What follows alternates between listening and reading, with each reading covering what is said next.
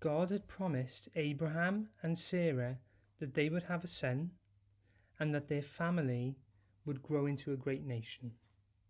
But they had grown old, very, very old. Many years earlier, God had promised that the land of Canaan would belong to Abraham's family. But Abraham and Sarah had no children, so Abraham had asked God how he would keep his promise. And when Abraham asked God this, God added to the promise he made in the first place.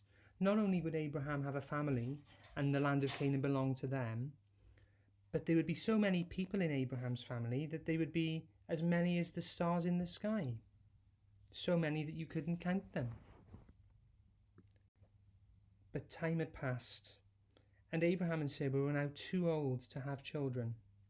They had lost trust in God's promise, lost hope.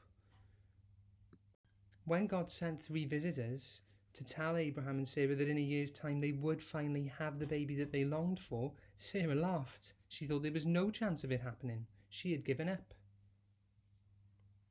But what the 3 visitors had said was true. Within a year, Abraham and Sarah finally had a baby boy. They had waited and waited and waited. Abraham was now 100 years old and Sarah was 90. It was a miracle. There was no way they should have been able to have this baby boy, but God had been kind to them. God had provided for them, and God was beginning to keep the promises that he had made to Abraham. Abraham and Sarah watched over the baby boy, who they called Isaac, and watched as he grew from a baby into a young boy. So, the question we asked at the start of our stories about Abraham's life was, does God keep his promises? Will God keep the promise he's made to Abraham? Well, in this week's story we have the answer. Yes, God has kept his promise of giving Abraham a son.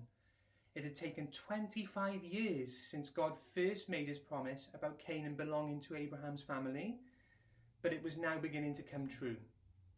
You see, God always keeps his promises. He sees time differently to how we see it because he's so big. But it was never in doubt. God always keeps his promises, and he will keep the promises that he has made to us as well.